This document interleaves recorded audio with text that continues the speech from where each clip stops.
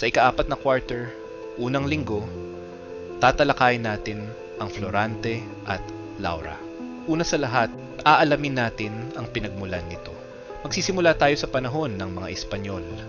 Babalikan natin ang isang mahalagang bahagi ng ating kasaysayan, ang pananakop ng mga Espanyol sa Pilipinas. Handa na ba kayong mag-isip, magsuri, at magbahagi ng inyong kaalaman? Tara na! Gawain. Laraw analysis. Ngayon, titingnan natin ang isang larawan na may kaugnayan sa panahon ng pananakop ng mga Espanyol. Habang pinagmamasdan ninyo ang larawan, isipin ninyo, ano ang ipinapakita nito tungkol sa buhay ng mga Pilipino noon? Talakayan ng mga tanong. Unang tanong, paano mo ilalarawan ang buhay ng mga Pilipino noong pananakop ng mga Espanyol? Maaaring ang inyong sagot ay mahirap at puno ng paghihirap. Maraming Pilipino ang napilitang magtrabaho nang walang sapat na bayad. May mga limitasyon sa kalayaan at karapatan. Tandaan, ang buhay noon ay hindi pantay. Ang mga Espanyol ay may kapangyarihan, habang ang mga Pilipino ay kadalasang nasa ilalim. Ikalawang tanong, bakit kaya walang pagbabago at pag-unlad sa Pilipinas sa ilalim ng pananakop ng Espanyol? Ilang posibleng dahilan. Ang yaman ng bansa ay napupunta sa Espanya. Hindi binibigyan ng sapat na edukasyon ang mga Pilipino, mahigpit ang kontrol ng pamahalaang kolonyal. Kaya naman, nahirapan ang bansa na umunlad sa panahong iyon. Ikatlong tanong, ano-ano ang mabubuti at masasamang impluensya ng mga Espanyol sa ating bansa? Mabubuti. Pagpapalaganap ng Kristyanismo, pagkakaroon ng sistemang edukasyon, pagpapakilala ng ilang infrastruktura. Masasama, pang-aabuso at diskriminasyon. Sa pilitang paggawa, polo ay serbisyo. Pagkawala ng kalayaan ng mga Pilipino, paglalagom, recap. Sa kabuuan, ang pananakop ng mga Espanyol ay nagdulot ng parehong mabuti at masamang epekto sa ating bansa. Mahalagang maunawaan natin ito upang mas mapahalagahan natin ang ating kalayaan ngayon. Alam mo ba, ang awit at korido ay tinatangkilik pa rin hanggang sa ngayon bilang isang uri ng panitikan na impluwensya ng mga Espanyol. Nagmula noong panahon ng mga Espanyol, nang ang Pilipinas ay sakupin ng mga dayuhang Kastila, nagsilbing daan ang panitikan upang madali at mabisang maipakalat, maipasa o maipalaganap ang mensahe, at upang maipakita sa mga tao, partikular na sa mga katutubo, ang konteksto ng Kristyanismo. Ngunit para sila ay maaliw at masiyahan na buo o naimbento ang isang anyong panitikan na tinawag na awit at korido. Noong gitnang panahon, lumaganap ang awit at korido sa Europa bilang isang uri ng romansang panitikan.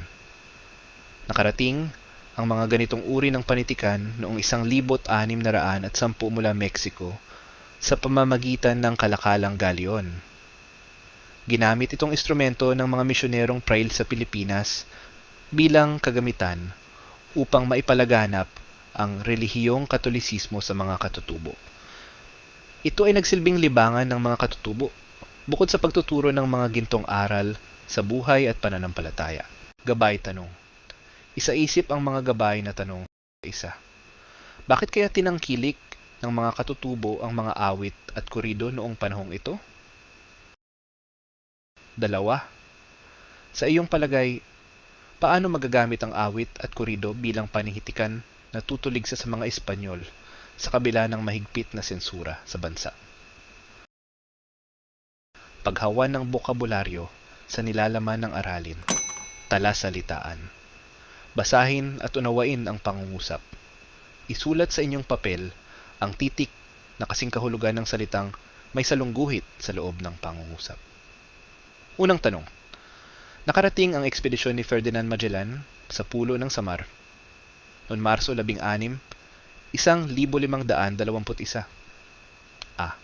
Paglalakbay B. Pagsakop C. Pagsira D. Pagbisita.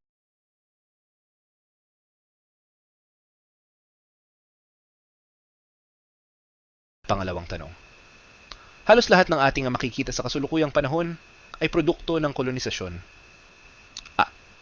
Pagsagupa B. Pakikipagkalakalan C. Paraan ng pananakop D. Pagtangkilik, ikatatlong tanong.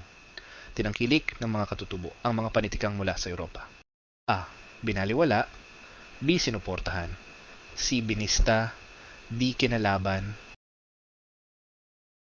Ikaapat na tanong. Ang pagbabasa ay pangunahing libangan noong panahon ng Espanyol. A. Kasiyahan B. Kaswian C. Gawaing nagbubunga ng lungkot Titi. Gawaing nagdudulot ng kaaliwan. Ikalimang tanong. Kumalat ang isang lathala tungkol sa pagtuturo ng pananampalataya noon panahon ng Espanyol. A. Akdang inilimbag. B. Akdang luma. C. Walang katotohanang pahayag. D. Mga birong sabi-sabi. Ngayon, talakayin na natin ang mga sagot. Ang kahulugan ng salitang ekspedisyon ay A. Paglalakbay. Ang kasing kahulugan ng salitang kolonisasyon ay C. Paraan ng pananakop. Ang kasing kahulugan ng salitang tinangkilik ay B. Sinuportahan ang kasing kahulugan ng salitang libangan ay D.